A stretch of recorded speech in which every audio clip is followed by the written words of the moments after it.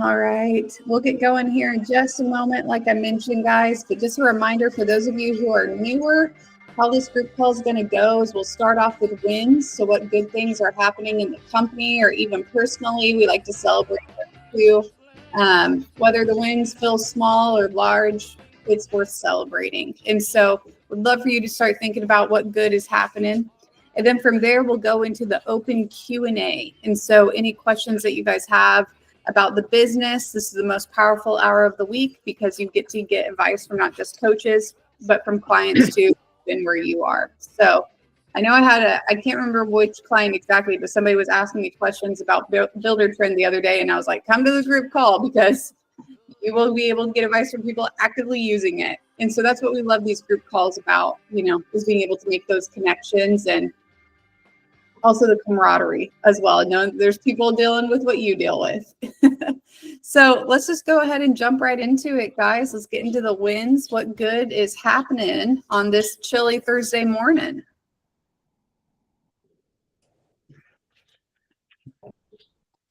All right, can we start with the game? When you say chilly, how cold is it there? That's the game I want to start with. Okay, so I want to see who woke up this morning with the lowest temperature. I've got a strong feeling that's going to be Mr. Jason Taylor. Yeah, negative 32. Oh, nope. God.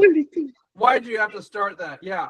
I woke up and I saw I looked at my weather app and it said 1. It just said 1. So, yeah, negative 32. And you're based in Gillette, Wyoming, Jason? Yep. And that's like northern Wyoming, right? Or more northern? Yep, northeast. Yeah, yep. Northeast Wyoming. Okay, can anyone beat negative 32? No? Okay, Jordan got close. He's in Omaha. He was negative 18. I actually looked at the temperatures this morning nationwide because I was curious what everyone else might be experiencing. I've got some like chickens and ducks, and gosh, I just chickens and ducks can do well in very cold climates, but when it gets below 0 overnight, we get a little bit nervous. So I've had to like run propane heaters and insulate the place and get all these cedar chips and just make sure the water isn't freezing. It's like the first time I've ever done like farm work in a freeze, but I'm sure you guys have more experience doing that. It's been fun. Okay, Russell Wilworth. It's a balmy 21 here, shorts and t-shirt. Yes, that sounds like Mr. Wilworth. There's a guy actually from Wyoming who's doing construction on our offices while I work out of like a glorified coat closet here, which I'm thankful for. But he's from Wyoming, and I've noticed that like if it's like 40s or 30s, he wears like pants and a hoodie. But like if it drops in the teens or less, the dude is showing up in shorts. Wow. Yeah. He's like, it feels good. Like it feels like Wyoming. So all right. Any wins, cool updates, other stuff that's happening that's not related to sub-zero temperatures?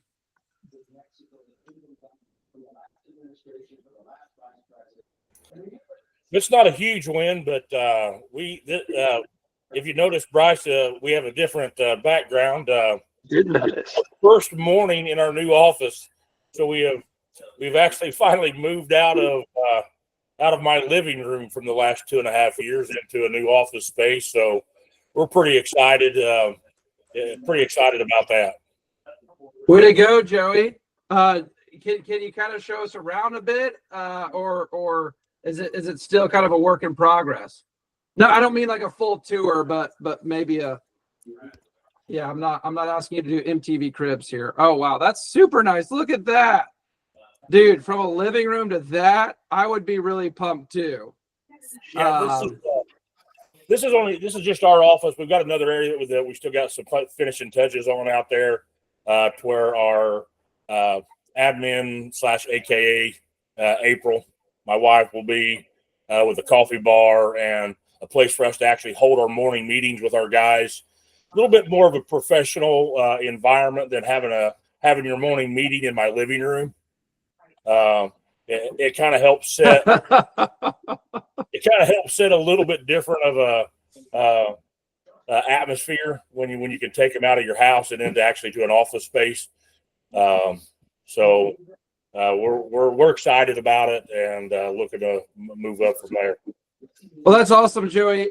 Real quick, something I do love about you sharing that is the fact that you would do meetings in your living room, period. The meeting was more important than whether you were doing it. I don't know how the fireworks just happened, but that's cool. Kind of perfect timing. So what I'm getting at is this, is we talk a lot of people, the importance of like doing meetings, or like we'll even talk about the group interview. And the first thing is like, well, where can I do that if I don't have an office? And typically there's like some legitimate rationality in that, but typically I have found that can be kind of an avoidance thing that's disguising itself as something that's rational, that's just preventing you from doing the next right thing that needs to happen. Every single construction business needs to be meeting with their team, period, right? In some capacity, unless, you're like, I look at Chris Anderson, and Chris doesn't, from my recollection, you don't have any guys like that in the field, right? You primarily sub everything out, right? Yeah. And so unless it's a setup like that, if you have people working for you and you're not doing any sort of follow-up in a structured type of meeting, and a meeting isn't, oh, I talk to my guys every day, we don't need a meeting. That's not a meeting. The fact you're talking to them every day indicates the need for a meeting. I grew up as a kid, and maybe this is just me, but like my dad had like literally a like administrative assistant working out of our game room. Like I remember as a kid just thinking it was normal to like after school, like I would play Xbox and this lady would be like working right over there, and she'd get like pissed at me every time, because I was playing Xbox while she was working. And so I hear a lot of people, hey, where do I meet? I remember a client we worked with for a long time, CNR Contracting in Colorado Springs.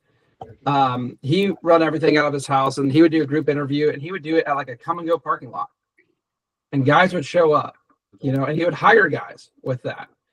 Other people I've heard just doing meetings at like a Panera Bread, renting a meeting space, meeting at a coffee shop. The thing I love about that win is honestly, now he's in the better place, but what he did before that, he didn't let not having an office stop him from doing the right thing.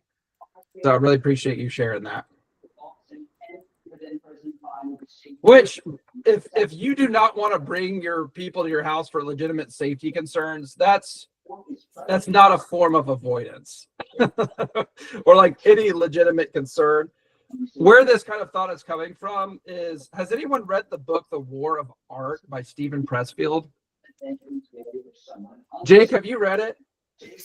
Okay, I saw you like nodding your head a little bit. So this is a book I highly, highly, highly recommend to everyone here, to every individual trying to pursue anything great, trying to pursue a calling of any kind. The book is called War of Art by Stephen Pressfield. And if you just YouTube Stephen Pressfield interviews, it'll give you kind of a taste of who this guy is. He's a guy who's, I think, in his 70s or 80s now. And he had his big break like in his early 60s, and or may have been late 50s. But that's when he had his like big break, And the book is all about how resistance is one of the most evil and powerful forces on earth that prevents us from living out the things that we are called to do. It's not a big book. Most of you could probably read it in a week. Jim Colkey could read it in 30 minutes. But the first part of the book is about all the different forms of resistance that can show up, right? he talks about anxiety. He talks about apathy. He talks about rationality, how rationality can be a form of avoidance of just doing the work that needs to be done. Then the next part of the book, he talks all about ways to overcome resistance. And then the last part of the book, he also gets spiritual with it. It's not like he's leaning towards any religion over another, but he believes that there's legitimate spiritual forces that are working against us to prevent us from doing what we're called to do, which for most of you guys here, it'd be building a great business, right? It'd be building the business that you want to build. So that's where most of that kind of thinking that I was sharing comes from. War of Art by Stephen Pressfield, not Art of War. It's a totally different book. But I really believe that any entrepreneur who reads that book will gain some serious insight from it, will be inspired from it, and maybe convicted from it. I was convicted from it, and at the end of the day, the book is all about getting people to sit their ass down day in and day out and do the work that actually matters. So he's a writer. So he tells a story about how he would write, and he was living in this trailer out in the middle of nowhere with no running water, no electric, and he was this kind of washed up writer, and thinking he didn't have any good ideas, and he tried publishing and couldn't get published, and I can't remember all the details of the story, but the dude realized, he just made a commitment. He's like, I am going to sit my ass down every day, no matter what. No matter if I'm dealing with a tragedy in my family, no matter if it's, sub-zero temperatures outside, and I'm going to write. And he did that for years. And it took him years. And then he had his big break. And now he's this just incredible guy. I don't know him personally, but if you watch interviews with him, he's a real deal, So anyway, other wins, anything else that we want to share, or do we want to jump into the Q&A?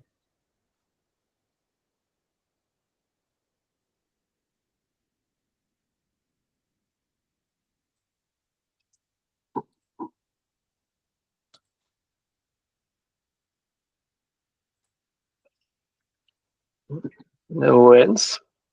Sounds like it's a good opportunity to segue into the Q&A portion. So what brought you here this morning? What thoughts do you have? Maybe even some lessons or learnings from this week, things that you're curious about. Would love to get some insight from other coaches, other contractors like yourself around the country. What questions do we have this morning? We have one. Bryce, we talked about this a little bit on our call, and you had asked that I bring it up here. We are a plumbing and excavation company. For those of you that don't know us, we're Kinetics, and we do a lot of service work. And we just wanted to pose a question to the group on, we do a lot of drain snaking, drain cleaning, and stuff like that. Is there something that you guys use as far as like a waiver of liability or something like that when you go in to do work on one thing, that if, say, they've got, for us, we run into a lot of, faulty pipes and stuff like that, especially when we're doing a sink drain or a mainline clog or something like that, to where a lot of times the houses that we're doing aren't in the best of condition to begin with. And running some of our routers and stuff like that are pretty aggressive. And a lot of times their other stuff just don't hold up to it. And of course, we don't want to be responsible for that. That was another issue that they called us for. So is there something that you guys use in an estimate or a waiver or something like that, to where you wouldn't be responsible if you're doing something like that and their main line blows apart under their house, just, for you snaking it? Or I guess what would be the best way? What would you guys do or use to prevent you from being liable for that stuff?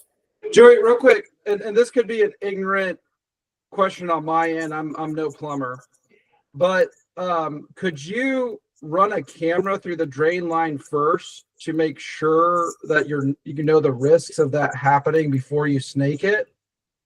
Providing that it's not full, yes. Okay. if the line's full, then you're just seeing a bunch of water and sludge, and you really can't see the scope of, how the condition of the pipe. But a lot of times our guys will go into a crawl space and actually see that, hey, wow, this is not probably the best thing to be running our snake through. And of course we can voice those concerns with the homeowner or the customer. But as soon as we blow one of those apart, they're like, oh, well, this wasn't apart when you guys got here. We always try to give the customer a heads up of what potentially could happen. And so far that's been okay. We've not ran into any issues. But I don't want to run into issues later on down the road either, to where I end up having to redo a whole drain, or repipe a house underneath for a sewer line because they had faulty pipes to begin with. Yeah, I see. Go ahead. No, does Dale Arnold can he not get on a microphone? He does not have a microphone. I see his message here in the chat. Yeah, I think it's a good message, but it's something I'd love for him to talk more about. Lance, why don't you go ahead? Arnold, I'd love to get you on the mic, or even if you can hop onto your cell phone and just talk on your cell phone. I'd love to hear your insight on this too. Joey, I had a question for you. Actually, two questions. One, I'm not sure where you live, but have you looked into what would actually hold up in the event that something did happen? Sometimes, like for instance, a waiver, just because you said it in a waiver or something like that may actually not hold up if, it came down to brass. And then also, have you looked into what anyone else, like any of your competitors or somebody similar does what you do? What do they do? What do they have? Like, I know you're asking us, but locally, I have not though, but that's good. There are other local plumbing companies that we know around here that we could probably run that by. Definitely, I should probably look into what would actually hold up, what would not, because I can always, it's easy for me to get somebody to, I could put those notes into our quote or whatever. But like you said, how much weight's that going to hold if push comes to shove? Yeah, we had a similar instance where it was something that we had put in our invoice for a long time, and we ended up going to small claims over it. And the judge told us, he was like, well, if you knew it was wrong, why'd you do it? You can't tell somebody it's wrong and then do it and think that you're gonna be excused from liability.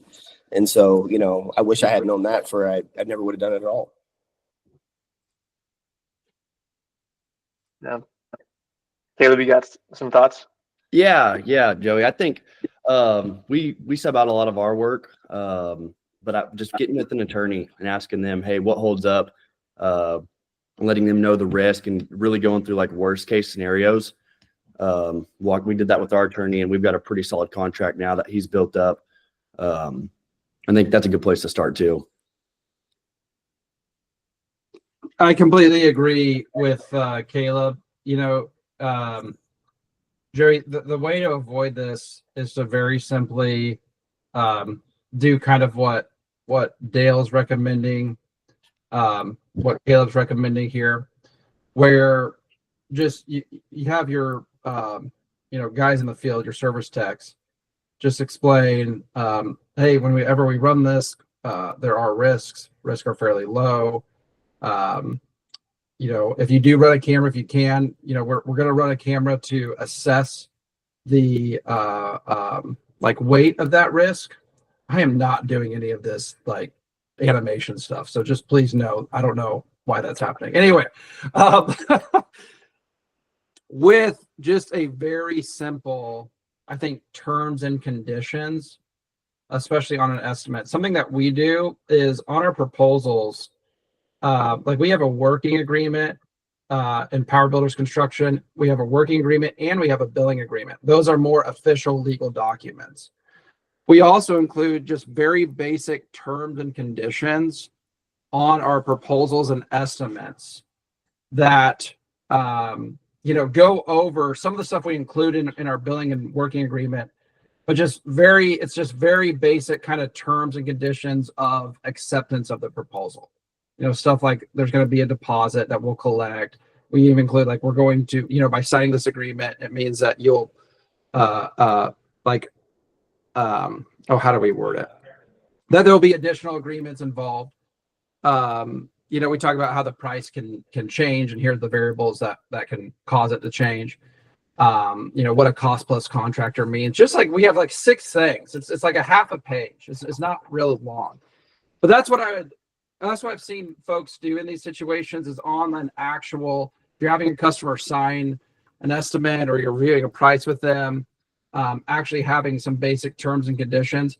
And then I would just, do you have a good attorney? Yes, we do. So with this kind of stuff, man, pay for an attorney. I am a big believer in, especially early on in a business, in sacrificing profits to make sure that you are protected early on and that you're doing things legitimately. There is a reason why contractors kind of have a negative reputation. And I think most of the time it's not because contractors, like, of course, there's these kind of people out there, right? But these are kind of people who are in every industry. There's people who take advantage of people who are scammers and all that. I think what gets most contractors in trouble and what causes most of that kind of perception of the kind of chuck in a truck contractor is simply the contractor either just doesn't know, right? It's like kind of ignorance, or they don't think it's actually that important, so they don't do anything. And then I see these contractors who get in trouble, and they're good people. They're not trying to take advantage. They just didn't know, right? And so unfortunately that doesn't work whenever something goes wrong with a customer. Unfortunately, that doesn't work. I didn't know it doesn't work very well in front of a judge. The judge would say something to what they told Lance, which was like, well, if you didn't know, why are you running a contracting business? Like, you are a business owner. There are certain responsibilities you have to just accept, right? That's why you're a business owner. And so I'm not trying to get preachy. I just would really encourage you and everyone, pay an attorney, however much they charge, a couple hours, it's expensive. If you need to pay them $1,000, pay them $1,000, because that is going to, at some point, save you thousands more down the road. At some point, this will happen. And if you can create a process where you have basic terms and conditions that protect you from liability, then you're in a good spot. Okay, thank you. Sounds good. By the way, if we give you guys, real quick, if we give you guys any agreement, do not just run with it without an attorney reviewing it.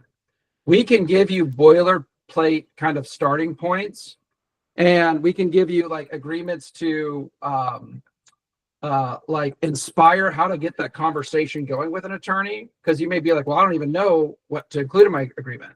So we can go over some of that, what you need to include, but please do not ever take one of our agreements and just start using it without it being reviewed by an attorney in your state, ideally who specializes in construction law. I got one in Oklahoma. I got one in the state of Washington. If you guys need one, if you're in those states. But we ran into one issue in the past where I didn't make that clear enough, and it wasn't a huge issue, but a client was like, well, this isn't does it include all the laws in my state? I'm like, well, I'm not thinking about Ohio here, So anyway. Anything else? Laura, I think you beat Jordan barely. So Laura, you're up. Hi, good morning. So I was just going to That looks like a great office, by the way. That's cool. Thank you. Yeah. I like it. It's good. Go ahead. So I was just going to add to that conversation, policy that we recently have adopted is, and this is for electrical, so I would expect that there's some similarity across all the trades, but using as electrical, if it's a knob and tube wired house and a customer calls and says, oh, my lights are flickering, or outlet not working, whatever, we won't work on it anymore. It's like, we are happy to rewire that house for you. But we no longer will make repairs to knob and tube wiring, just because once you touch it, it's yours. And if heaven forbid they have a fire, and an attorney can prove negligence regardless of whatever document you have your client sign. The reality is, if an attorney can prove negligence, your insurance is going to get drug into a lawsuit. So I guess the moral of the story is pick and choose your battles. If it's worth the money and you can mitigate risk, then do the job. But if there's too much potential for, problem down the road, we're just learning to say no. And it's hard. It's so hard to say no to work. But at the end of the day, it's not worth it, in my opinion.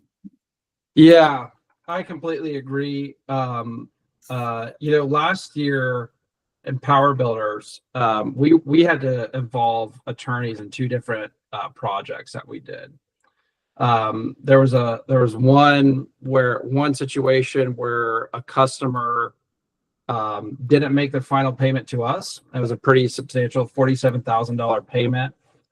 And there was another one where I'll share with you my perspective. A customer ran out of money and kept on adding to the project. And then whenever I had to when we tried working with him, we reduced our fees, everything. And I had to have a candid conversation where I'm like, hey, we need to just set, payment plan, payment dates. Here's the amounts. The day I established all that with the customer, they sent us an email of termination later that day, and then filed a complaint with the state attorney general's office in the state of Washington, and then used our foreman that we fired and all the subs that we had on the project, which made it easy for us because, it's like you're using our entire team still. You don't really have a problem with us. You just don't want to pay us anymore. And that both situations, didn't get to litigation. But in both situations, there was a loss of money on our end, right? And so it was a really, really good lesson. And we had certain agreements in place, but we realized that those agreements weren't even enough. So then we, found an incredible construction attorney who focuses not in litigation, but contracts and construction and real estate law. And we've had to pay him, a few $1,000, but he's put us to a point where we don't anticipate to have any of those problems again. I also changed the way that we charge so that we will never spend our company money for a customer unless someone has paid us. That may sound extreme, but that's just how we do business, and that's how I recommend everyone do business. But it was a tough lesson, but to kind of back up what Laura's saying and what some others have said here today, it's just do it. Get the attorney. Don't be the fly-by-night guy. Don't be the let me see how long I can last guy. Let me kind of I'm early on in business. Maybe I don't need to follow these state tax or IRS tax rules, or just do it. So Jordan, what's up, man? So I've been on these calls now for a couple of months, and this has been stuff that I've heard before, right? But sometimes you gotta learn lessons the hard way. And actually, just before this call, I was dealing with the same issue that we're talking about. And Laura, I like what you said about the knob and tube wiring, because we deal with that a lot. Omaha has very specific codes just for knob and tube wiring and what you're allowed to do. And a lot of times it's cost prohibitive to do it the way that the city ordinance permits it done. Anyways, but the scenario we're in right now is we're doing a bathroom remodel or multiple bathroom remodel at a bar.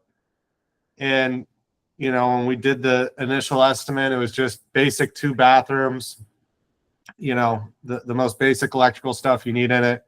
Well, when the guys went to do the rough-in, all this stuff was added on. And we did have a clause in my estimate that was any deviation from this estimate will be assessed on a time and material basis, right? But when my guys went there, they just did it. The guy said, well, we need hand dryers. We're going to install lights in this hallway. We're going to be replacing exit signs, all this stuff. Well, this morning I just sent the updated rough-in invoice because we passed our inspection yesterday afternoon on the rough-in. And the guy's like, these costs are astronomical, blah, blah, blah, all this, that, and the other. And it's like, when there is a change in proposal, even if you have it listed as time and material, like, I need to still go, I'm learning this, from this experience, is that I still need to go back and still get those prices approved before we begin doing the work. And in Nebraska, sometimes that's tough because this job's like an hour away. So like, what do we just stop?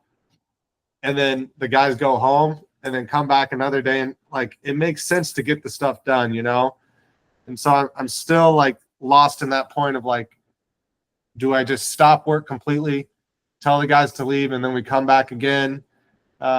It's still more complicated and difficult for me to like get those parts all ironed out, But that's the scenario I was just in, where additional work was submitted. They knew it was going to be extras, but even though I wrote in it would be assessed time and material, I still had to have that difficult conversation because when the invoice was actually submitted, he didn't agree on the price that I submitted.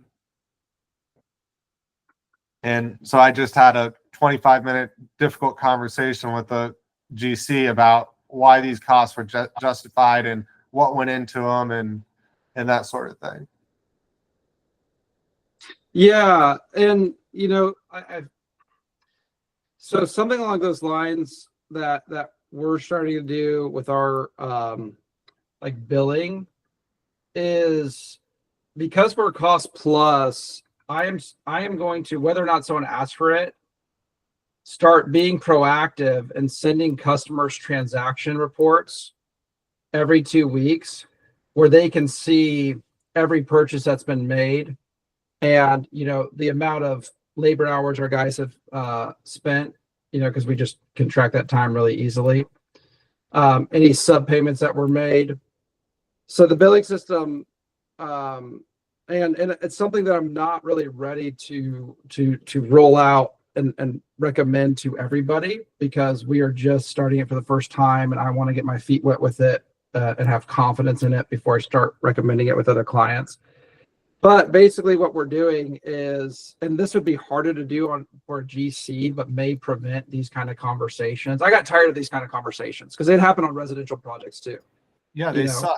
And so I was just like, so something I learned is in the state of Washington, as a cost plus contractor, if you're cost plus, legally, like, the customer has a right to see all the transactions. You don't necessarily have to provide it. But I just thought, okay, legally, they're going to have access to this if they want it anyway.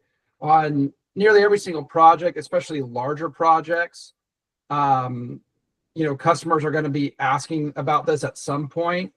And so from the very beginning, we do like a reconciliation period every 2 weeks where we report on what we spent. We build a schedule for the next 2 weeks and estimate the cost for the next 2 weeks. That's how we charge the customer. Then 2 weeks later, we do a reconciliation period every 2 weeks where we send a transaction report that actually has every line item of expense, the total, how much the customer paid. If we went over budget, we collect in that 2 week period on however much we went over budget. And then if the customer paid more than what we spent, then whatever the difference is, we add that into the next 2 weeks period, almost as like a credit, right? That's going to be applied for any transactions in the next 2 weeks. There's actually an electrician that we work with for a long time who is a guy I still talk to regularly. He's an awesome guy. His name is Felix Kyle, and he owns a company in the Denver area called Tesla Electric. And when he started with us, he was just a one-man guy, and he's doing incredible things now. But he does a form of this, and he calls it pay as we progress billing. It's pay as we progress billing. And so anyway, what I'm trying to do is anticipate, okay, what causes problems in our business, right?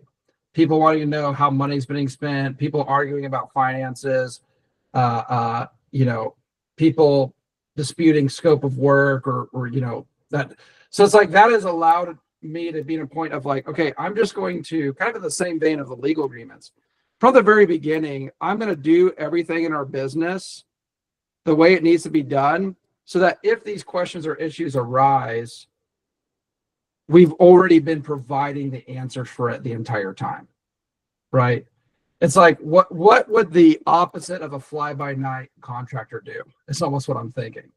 Well, the opposite would be is making sure that customers understand really, clear expectations, that we don't just communicate those expectations, but they're in writing, right?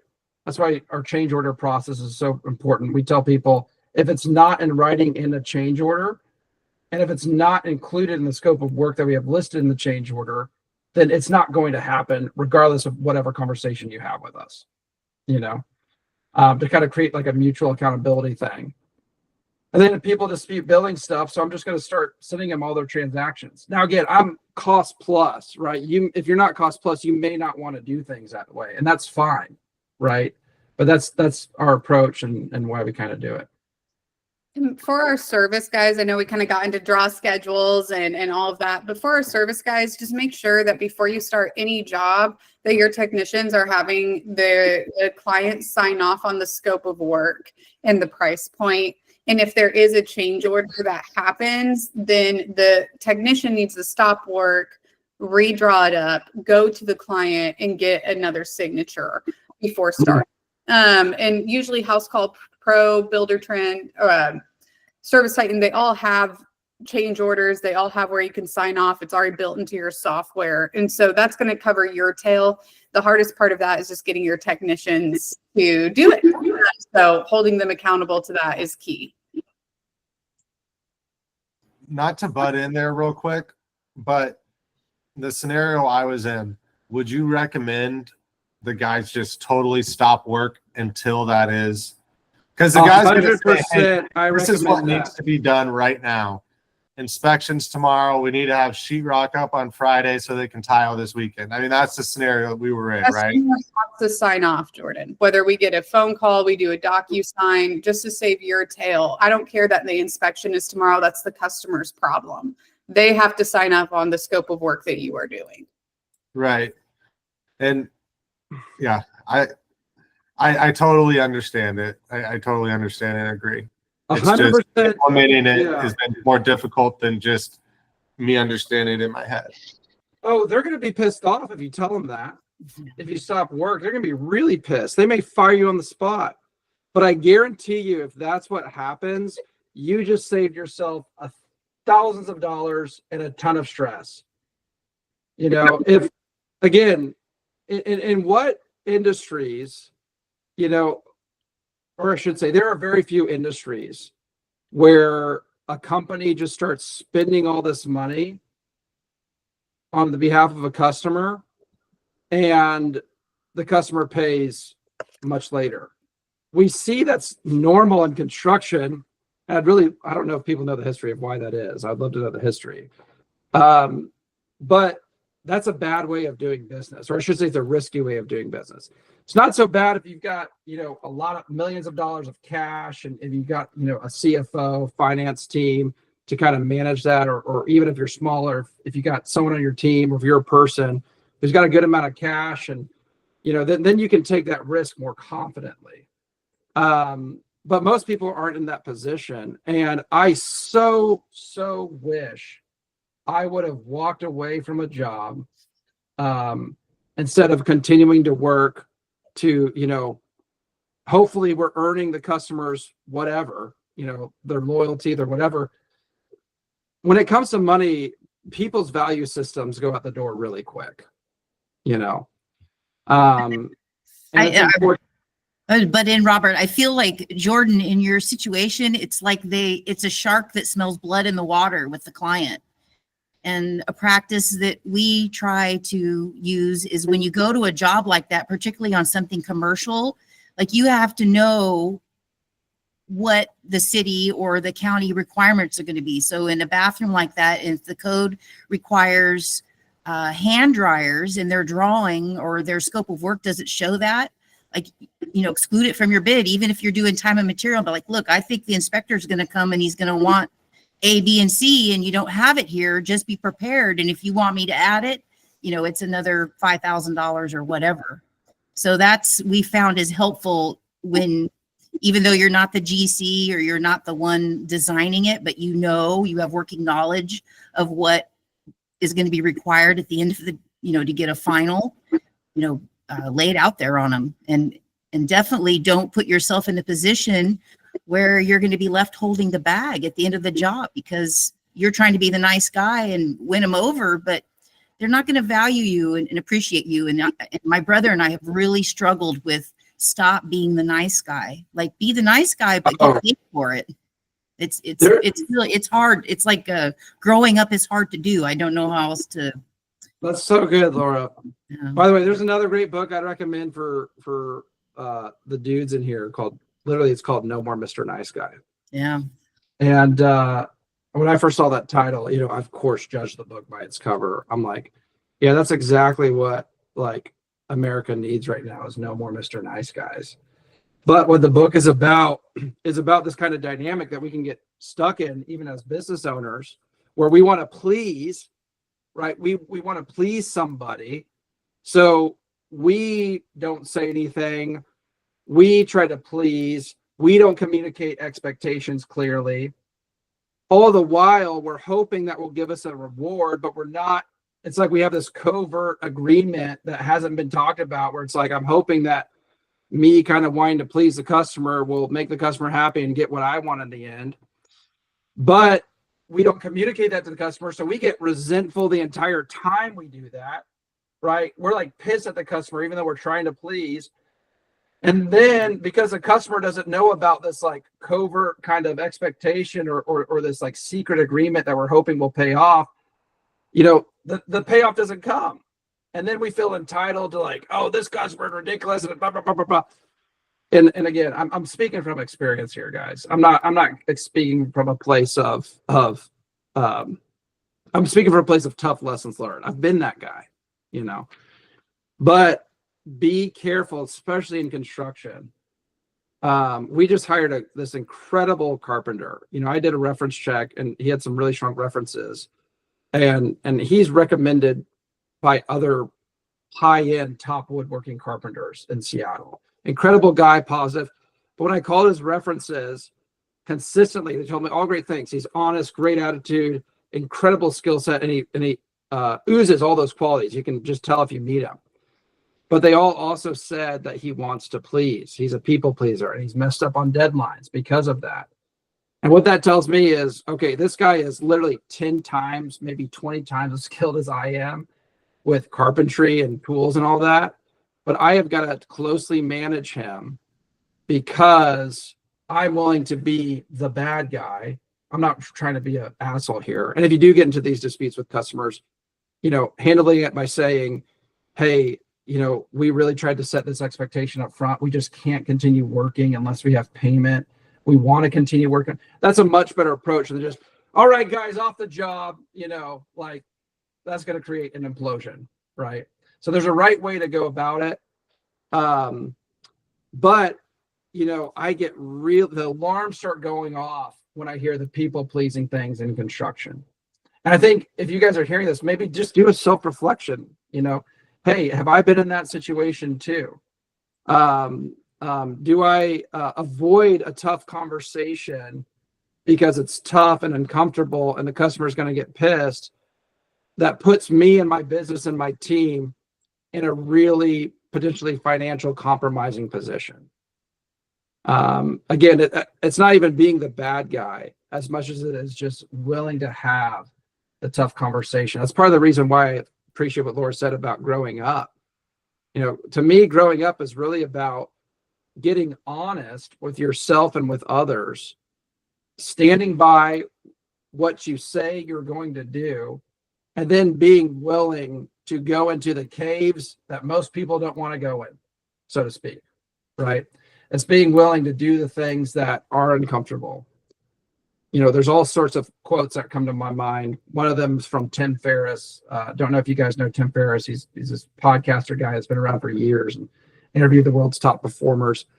He's had this quote that's like haunted me for years and years and years, where he says, your success in life is usually determined by the number of uncomfortable conversations you're willing to have. Right? You're a business owner. It's a grown up job, right? You need to be able to have tough conversations. There's another one by Joseph Campbell, who came up with this kind of like human archetype called the hero's journey. And he was a scholar, and he studied all like the world's religions and mythologies, and for years and years and years in the 20th century. And he found like a common story in all of it. And it's a story of, you know, death, or it's a story of, you know, birth, learning, making mistakes, dying of some kind, rebirth or resurrection, and then bringing the kind of resurrection message back to the community. And I know that sounds very, very Christian, and it is Christian, but it's also appears in a lot of other, you know, stories that were told throughout the ages, that kind of archetype. Steven Spielberg and George Lucas both use this archetype to create most of their movies, which is why we love like Star Wars and Indiana Jones so much, is because it follows that kind of archetype. Think Luke Skywalker, right? And so he has this quote where he says, the cave you fear to enter holds the treasure that you seek. The cave you fear to enter holds the treasure that you seek, right? Those things that we want to avoid, or those things that cause us even to puff up, right, and exert ourselves in kind of like an egotistical maybe way. Right? I know that's maybe offensive word. I'm not calling anyone egotistical. I'm speaking about myself. That's just based in fear, right? But being able to go into the cave we're afraid of, having the conversation we're afraid of, doing the thing that we're afraid of, hiring the person that we're nervous about, making the business move we're afraid of, right? I use fear almost as an indicator now of what direction I should go in, right? And again, I'm not talking about like jumping in shark infested waters here, right? I'm talking about life stuff. The cave you fear to enter holds the treasure that you seek. Really quick, just really personal, just to get really real with you guys. Like I experienced like a sudden divorce when I was 28 years old. It happened, and I thought it was like, my perspective, it was unexpected. The whole thing took 3 weeks. It was like very sudden, right? Looking back at it, the signs were all over the wall, and I get it, and I have to own that. But that experience caused me to be afraid to get married again, because I didn't want this, you know, I didn't control the situation. Someone that committed their life to me, literally the same day that they were telling me how much they loved me, later that day walked out of the door, and I never saw them again. And the whole thing took place over text messages. Like it was a tough thing. And I remember I heard that quote, and that caused me to be like, you know what? The thing I really want, a family, wholeness, love, like the things that we really, really want, that's going to be in the place that I'm afraid to go in. So last year I got married, and my wife, it's like the best relation.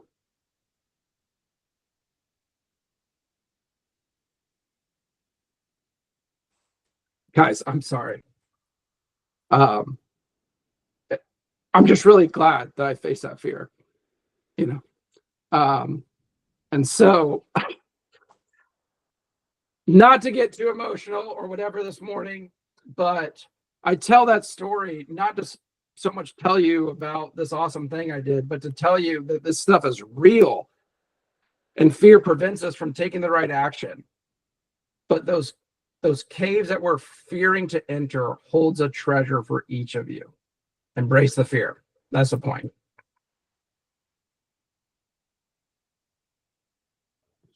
Great stuff.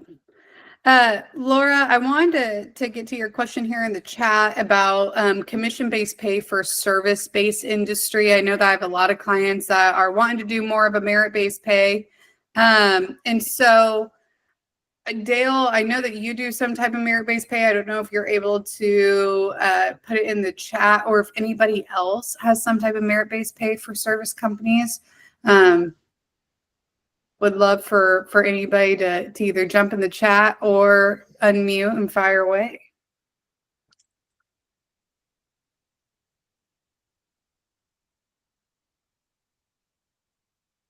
You're getting a lot of support in the chat there, Robert. I think a lot of people need to hear that. Part of the reason why I share that is I think like the corporate lines, you know, that is kind of ingrained into like the American business DNA is just kind of bullshit. Like we're business owners, like it's business and life, and it's not really a separate thing. You know, it's all one. You know, and so I'm kind of an open book with stuff, you know, and I do that because I'm hoping that vulnerability helps other people in some sense.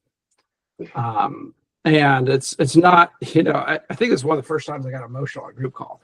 I was not expecting that, and I appreciate everyone's support very, very much. I just kind of think like, you know, like my personal life and business life is separate thing. As entrepreneurs of small businesses, it's like, you know, that's kind of bullshit, you know. We go through real stuff. And there's real insight that we can learn from that. And whatever I have, I just want to give. Yeah, so back to the merit-based pay.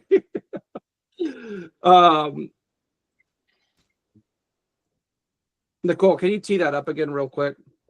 Yeah, so specifically for service companies. This is my client, Laura, so I'm trying not to speak on it because I know that I've already talked about it. I would love for a client, if they are doing it as a service company, to kind of speak up. I know that for a lot of my guys, they have a minimum that each technician is supposed to bring in each week. So let's say it's like a $6,000 minimum, and that's without a helper. That's just what that van should produce. They're going to get their hourly wage if they hit that $6,000, and that hourly wage is going to be a little bit lower, not like super low. It's going to be, you know, livable, but not necessarily comfortable. But then if they get over 6,000, they get $100 bonus. If they get 6,500, they get another one. And we don't cap it, but that is within a 40-hour work week. Overtime does not, you know, add on to that. But that's one that I know a lot of my clients use that they really like. But I'd love to hear if other clients have, you know, implemented some type of merit-based pay with their service guys. Will, can I speak to that? Gordon. Because we switched to that, Travis, like right at the beginning of the year. So about almost 3 months ago. And my top guy went from doing about 2,500 a week to now he's averaging about 7,500 a week. And we have a floor, so he makes basically, if he doesn't meet commission, he knows he's still going to meet that amount for the floor, which is designed to make it a little bit more uncomfortable when you don't do that. But he knows if he has a really bad week, he's still going to make that floor. But last week he probably had his worst week ever for some reason.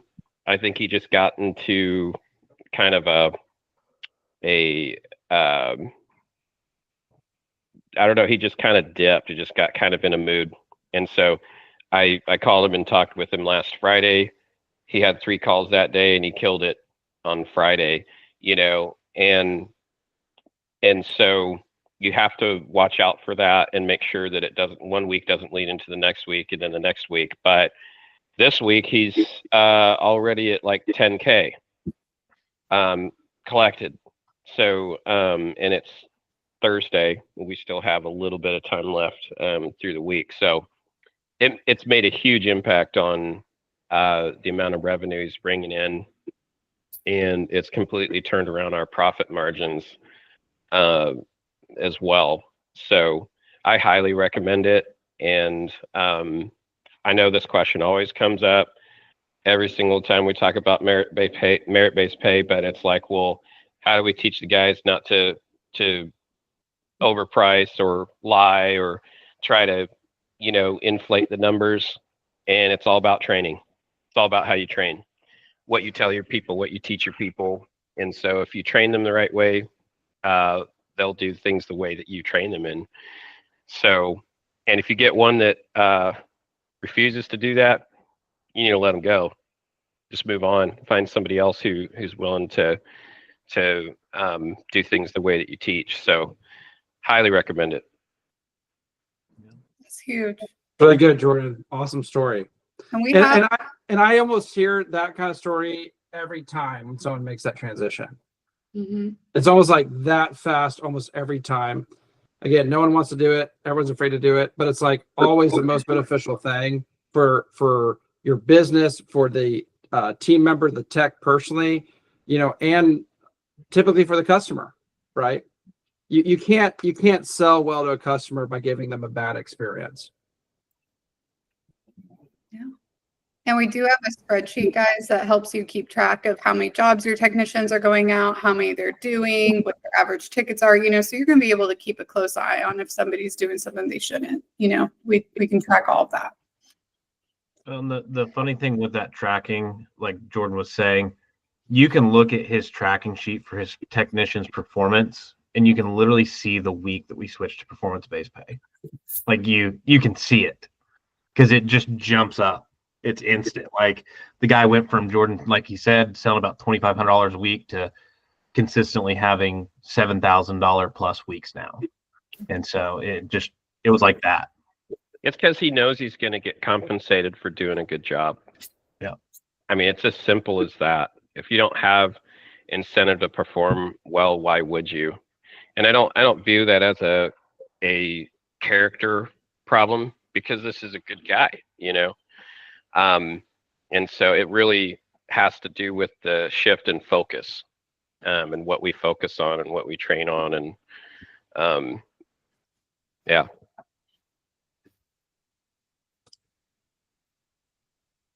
I see a couple more hands up. I know that we're coming to a close here, but Luca, I want to get to you real quick. What question do you have this morning? Oh, I don't have a question. I was just going to verify that I've had the same experience with the merit-based pay set up.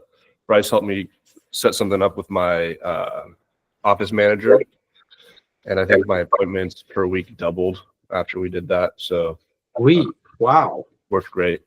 Good job, Bryce. Yeah. Love that. Okay. Well, great questions and feedback here today, guys. Really appreciate everybody participating this morning. If we didn't get to your question, or if you need any of the tools that we talked about today or just more clarity, reach out to your coach. Is what we're here for. Book a laser call if you need. Shoot an email. We'll get back to you. But we're going to end the group call. Big 3, 2, 1 growth. So if I could get everybody to unmute for me. I'm seeing them coming off. All right, we're going to do 3, 2, 1, growth. Appreciate you guys so much. You guys. Thanks for being here, everyone.